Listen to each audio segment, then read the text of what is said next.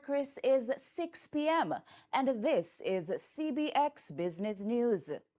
The business news headlines are brought to you by QMax Wealth Management, making more possible.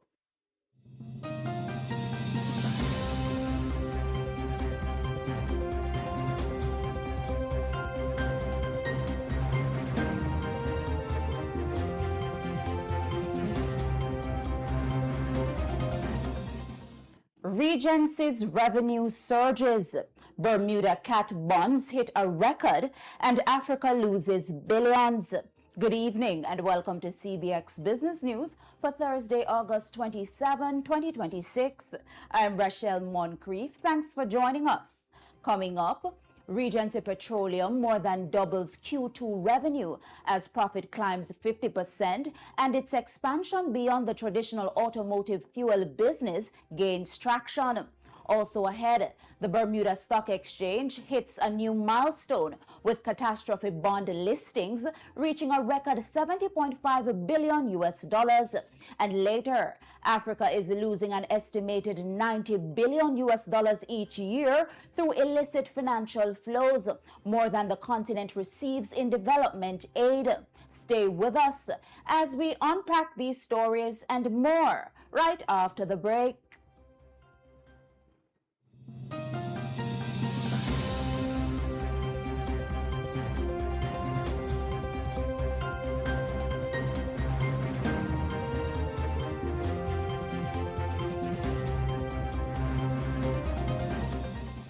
Caribbean Flavors and Fragrances Limited has been a part of Jamaica's manufacturing landscape for over 20 years. By crafting unique flavors and fragrances, we have become a part of your favorite household and food items, such as beverages, ice cream, household cleaners, and much more. Known throughout the Caribbean for the highest quality, we continue to innovate with strong leadership, a dedicated team with integrity. We go the extra mile for our customers. Create the next taste sensation. Contact us at 876-923-5111 or visit our website, Facebook, Instagram, or LinkedIn pages.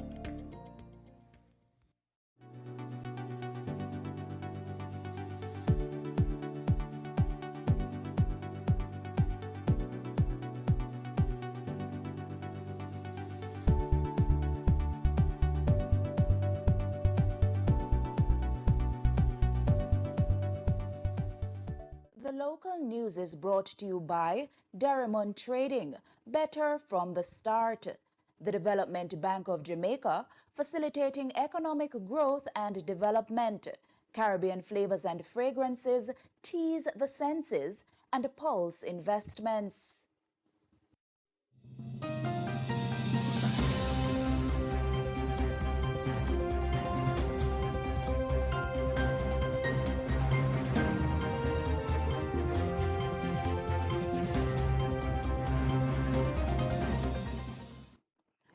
Welcome back to CBX Business News. We begin with a standout quarter for one of the JSC's junior market energy companies. Regency Petroleum has delivered one of its strongest quarters yet, with revenue more than doubling as its expansion into LPG begins to reshape the business. The energy company generated over 894 million Jamaican dollars in operating revenue for the second quarter of 2026. Net profit also climbed 50% to almost 54 million Jamaican dollars for the period under review.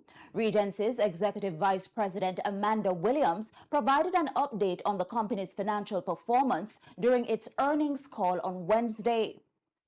Operating revenue for quarter 2 2026 was $894.95 million compared with $430.35 million in quarter 2 2025.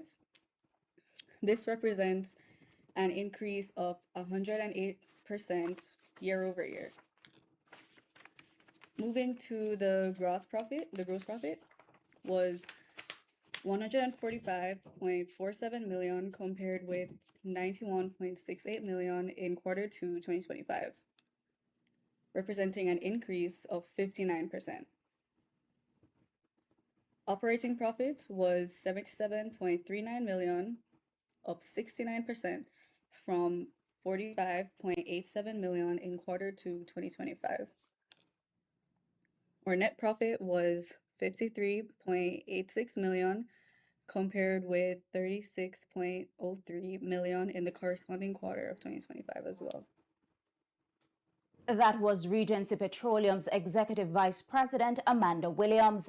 The performance comes as Regency pushes further beyond its traditional automotive fuel business, with its recent acquisition of Yardman LPG emerging as a major driver of growth. Chief Executive Officer Andrew Williams says the deal is already feeding through to both revenue and profitability. Yardman LPG business, and we have shown a significant increase in our revenues and profits due to this acquisition. So we are quite pleased so far with the decision to do so, and we look forward to continued increases and expansions in the LPG division. With regards to our growth pattern, well, we are now seeing a significant growth in the LPG division over compared to the previous year. And as I stated before, we had intended to lend some more focus or priority on the growth of our LPG division, which we have now seen. That was Regency Petroleum's CEO, Andrew Williams. Qantas Advantage is weighing two large asset acquisitions as the company builds out the securitization side of its business. Speaking with CBX Business News, Executive Vice President for Structuring and Product Innovation, Stanley Thompson, says the transactions involve two large pools of assets currently being considered for purchase. What I can tell you is, in terms of the split of how the deals are, it's almost evenly split between the structured finance side, which again is where companies will come to us looking for financing for different types of transactions. And also we do have maybe two large securitization, two large pool of assets that we're looking to buy under the securitization pillar. The Qantas Executive VP says the company is also seeking more opportunities in real estate. At the same time, the company is working with financial institutions on transactions that would allow it to purchase certain assets from them. What we tend to do is there are instances where you see a lot of opportunities in particular sectors. So we've been saying, for the last couple of weeks now that we've seen a lot of opportunities in the real estate space, both for development as well as on the commercial side, as well as in terms of in the financial space, where there are companies that we're partnering with, financial institution, as I hinted at before, where we're looking to acquire certain types of assets for the company from these financial entities. This is a way in which we provide financing to them. That was Qantas Capital Executive Vice President for Structuring and Product Innovation, Stanley Thompson. Meanwhile, Knutsford Express Services is moving to fully electronic dividend payments, ending the use of checks for shareholders from January 1, 2027.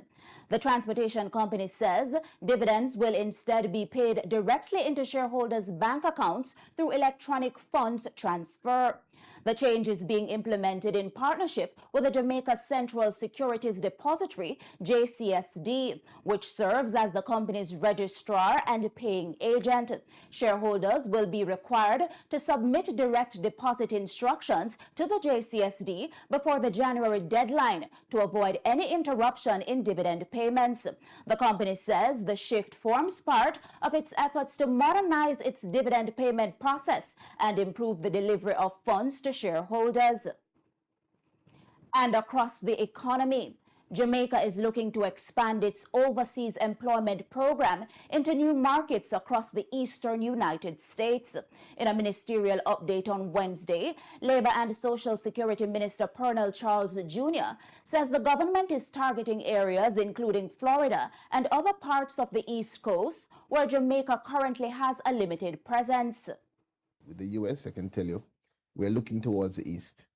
So we have had very direct and specific strategic approaches to engaging in the farm shows, having a team go and to speak directly with employers in those areas where we do not now have In which any areas? I footprint. mentioned the East broad, So like Florida, Mhm. Florida, which is right next door to us, Atlanta, all of that eastern coast of the US, where we know the best, where Jamaicans really are very familiar, but we do not have a significant footprint through the government programs. Minister Charles says the government is currently waiting to confirm initial placements that could see between 10 and 20 Jamaicans entering the new markets. I'm excited about it because our team was out there 2 months ago, and I'm waiting to hear from them, which agents we'll be working through to at least start with 10 or 20 persons. So we're already starting to see some of the positive effects of the deliberate strategic approach to reach out and to let people know we're here. That was Jamaica's Labor and Social Security Minister Pernell Charles Jr. Now to news from the petroleum market. Fuel prices were mostly higher on Thursday, with motorists facing increases across several petroleum products. Automotive diesel rose by $2.94 to $236.44 per liter, while 87 gasoline increased by 26 cents to $206.06. 90 gasoline also edged up, but by 29 cents, bringing the price to $213.77. Propane increased 24 cents to $77.53, while kerosene moved in the opposite direction, falling by 25 cents to $204.67. Butane rose by 99 cents to $86.91. Meanwhile, ultra-low sulfur diesel remained unchanged at $253.59 per liter. We move to the latest updates from the JSE equities. In Thursday's trading session, the JSE market activity resulted in the trading of 113 stocks, of which 49 advanced, 49 declined, and 15 traded firm. Leading the winners are Iron Rock Insurance Company, Derrimon Trading Company, Margaritaville Turks, and A.S. Bryden & Sons Holdings, while leading the losers are MFS Capital Partners, A.S. Bryden & Sons Holdings 6% Class A preference share, Palace Amusement Company, and Caribbean Flavors and Fragrances. The main index advanced by 981.69 points to close at 370,818.58 points. The junior market index advanced by 40.98 points to close at 2,976.68 points. It's time for the Market Education feature, brought to you by CARICRIS, Regional Ratings, Global Standards. In today's Market Education feature, we will be talking about Just in Case, or JIC. Just in Case is an inventory management strategy where businesses keep extra stock on hand to protect against shortages, supply disruptions, or unexpected increases in demand. JIC requires companies to accept higher storage and carrying costs in exchange for greater security. The strategy can be particularly useful where supply chains are vulnerable to transportation problems, natural disasters, or supplier disruptions. That was the Market Education feature, brought to you by CARICRIS, Regional Ratings, Global Standards. And that's it for the local news segment. Please stay with us. The regional news is up next.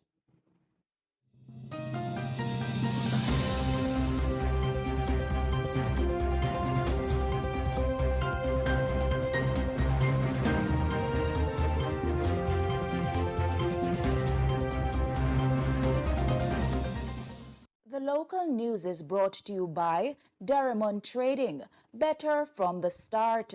The Development Bank of Jamaica, facilitating economic growth and development. Caribbean Flavors and Fragrances, tease the senses, and Pulse Investments. This project marks the celebration of our 30th Hall of Fame and aims to highlight the achievements, challenges, and invaluable lessons of those who have shaped and are shaping the future of our economy. Our aim is to celebrate the voices and stories of 30 remarkable leaders in Jamaica's private sector. Join us as we explore these narratives of resilience, leadership, and vision.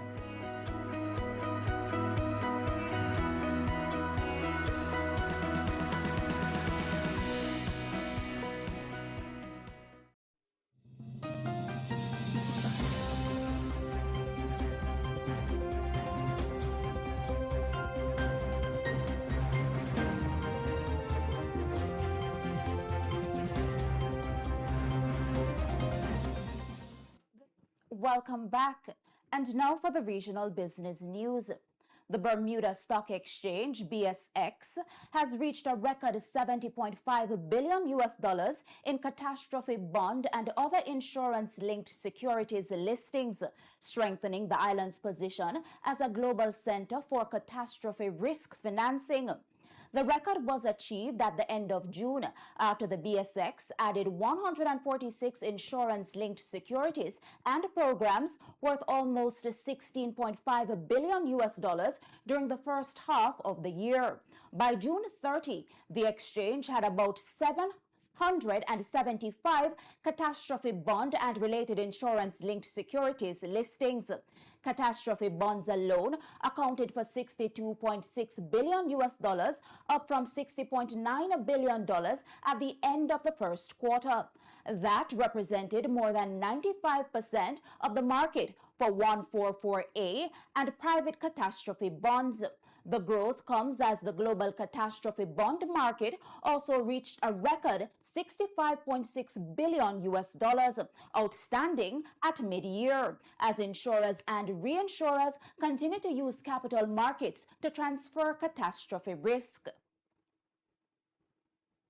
Guyana's oil-driven economic expansion is changing the direction of money transfers in the country and reshaping Grace Kennedy's remittance business. The company says Guyana is seeing a shift from inbound towards outbound transfers, which could affect margins because incoming transactions generate higher returns. Speaking during Grace Kennedy's Q2 investor briefing on Tuesday, Group Chief Executive Officer Frank James explains the change. We're also excited about the expansion into Guyana with the GK1 app. That market is changing quite a bit. The Guyanese market is growing aggressively with the advent of oil, and we're actually seeing that market convert to an outbound market from an inbound market. So those are the dynamics that we're seeing, Kirk. The outbound, inbound is actually can generate more margins than outbound for us. So you see some of that also impacting the business. Despite the change in the transaction mix, James says Guyana's economic growth still presents an opportunity for Grace Kennedy, provided the business keeps costs under control. But at the end of the day, with the kind of growth we're getting in Guyana, that can still be positive as long as we manage our costs. So operational efficiency is very important there. At the same time, Grace Kennedy is taking its GK1 digital platform to Trinidad later this year as the group looks to expand its money services business beyond traditional remittances. The platform has already expanded into Guyana and Cayman, giving Grace Kennedy a way to enter and grow in markets without relying entirely on large physical agent networks. James says Trinidad is a logical next market. Trinidad being a market we're already in is one of the logical markets for us to go into. And so we continue to pursue opportunities in these markets that we already have a presence in. Beyond remittances, the company is looking to use the platform to offer additional services to its existing customers and create new sources of income. The GK1 app opens up the ability for us to look at the payment space. So going beyond remittances, as I mentioned, we can be looking at the top-up space, we can be looking at the payment space. And so we are structuring ourselves in a way to make sure that we can take full advantage of that. We don't want to give out any of our competitive secrets, David, so I'm not going to give much more detail than that, but to say that we continue to be excited by the opportunities that GK1 provides for us expanding beyond remittances and using that remittance customer base to find new revenue generating opportunities. That was CEO of Grace Kennedy Limited, Frank James. It's now time for news from the Trinidad and Tobago Stock Exchange. Overall market activity resulted from trading in 22 securities, of which 2 advanced, 5 declined, and 15 traded firm. Today's winners are Scotiabank Trinidad and Tobago and First Citizens Group Financial Holdings, while leading the losers are Trinidad and Tobago NGL, Angostura Holdings, National Flour Mills, and Massey Holdings. Trading activity resulted in the following movements. The All-TNT Index advanced by 1.66 points to close at 1,440.86. The Composite Index also advanced by 0.87 points to close at 1,016.85. Both the cross-listed and SME indexes remained at 78.94 and 66.71 respectively. And we take a short break, but please do stay with us. The international news segment is up next.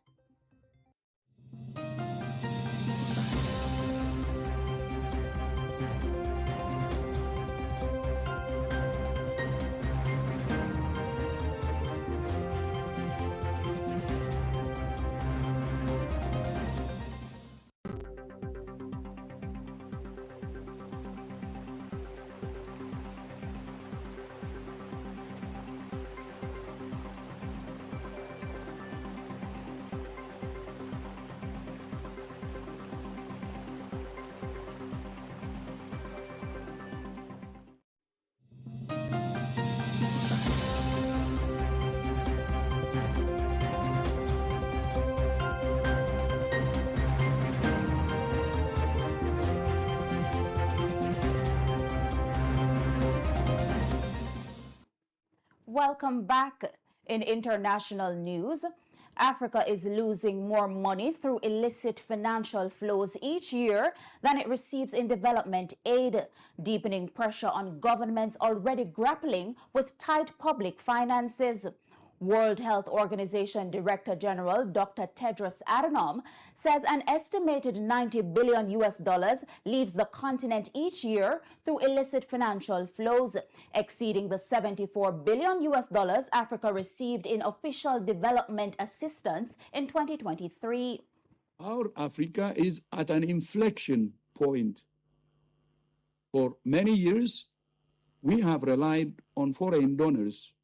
And of course, we are grateful. But the truth is, Africa loses far more than it receives. Each year, the continent loses an estimated $90 billion to illicit financial flows, more than the $74 billion it received in official development assistance in 2023. While governments now spend more servicing external debt than they receive in aid, $163 billion last year, with more than half of countries spending more on interest than on health. Adhanom says the solution will require African governments to keep more capital at home while reducing the cost of debt and strengthening domestic revenue. If we can curb illicit financial flows, secure fair debt terms, and make full use of health taxes alongside other domestic reforms already underway, Africa will have more than enough resources to finance the health of its own people. That was WHO Director General Dr. Tedros Adhanom. From Africa, we move to Australia, where investment policy is also in focus.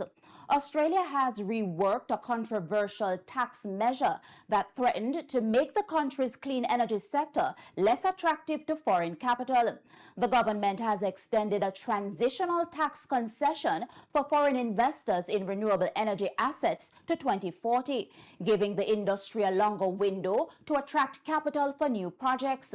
Independent Member of Parliament for Bradfield, Nicolette Boulder, explains the significance of the change.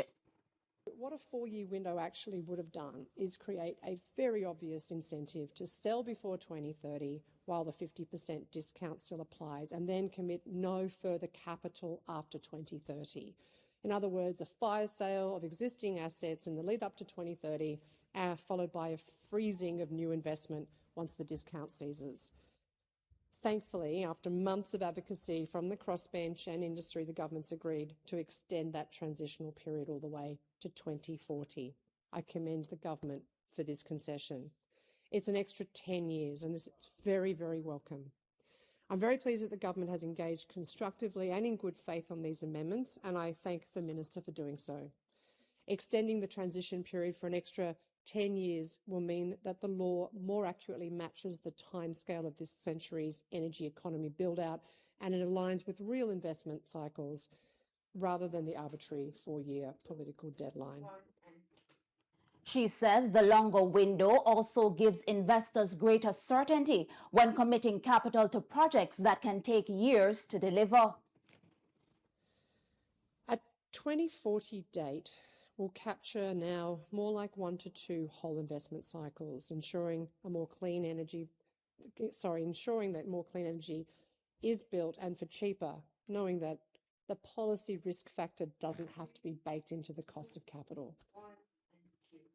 That was Australian Independent Member of Parliament for Bradfield, Nicolette Buller.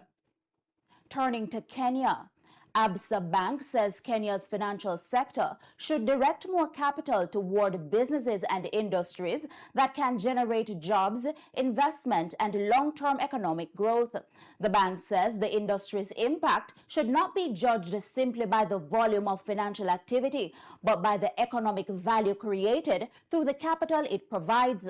Senior trader in FX and rates, Antonia Oyenga, says that means a stronger connection between finance and Kenya's productive economy. The next frontier lies in ensuring that finance is increasingly linked into the productive economic activity. And so it will be less of transactions and more of outcomes. So how many SMEs have impacted people's lives? How many SMEs have employed other people and have had impact downstream? And that's where we'll be looking to grow. So it will not only be facilitating in investment, but it will also be to enable enterprise creation, support wealth creation, advance financial inclusion, and accelerate sustainable development. That was Absa Bank's senior trader in FX and rates, Antonia Oyenga. And in South America, Colombia's industrial sector is showing renewed optimism, with business confidence returning to positive territory in July. The industrial confidence indicator rose 6.2 points from June to 6.1%, according to Colombian think tank Feda Rolo. That marks the strongest reading since October 2025 and the first time the indicator has been positive since February. The improvement was led by a sharp rise in manufacturers' expectations for production over the next 3 months, which climbed 7.3 points to 37.7%. Companies also reported lower inventory levels and an improvement in their current volume of orders. However, the latest reading remains slightly below the level recorded a year earlier, with industrial confidence down 0.6 points compared with July 2025. And that's it for the international segment of the newscast. The news recap is coming up on the other side of the break.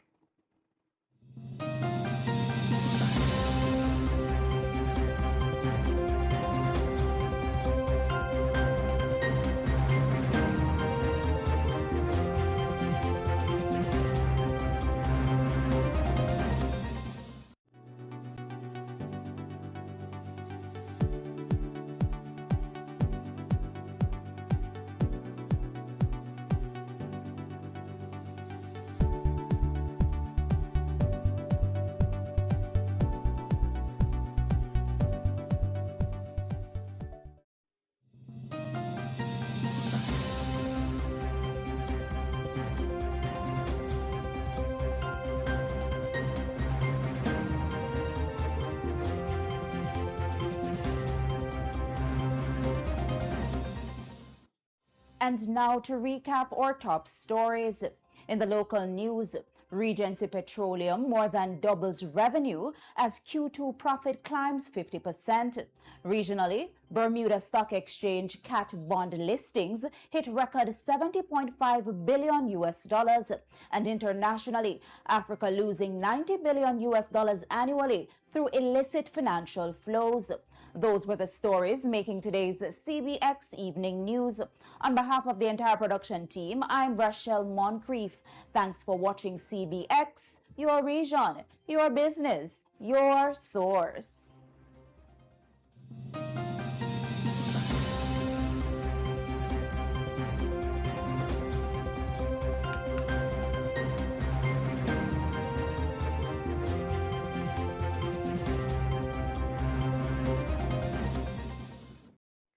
Hi, I'm Shalette Cox. You're watching the Caribbean Business Exchange.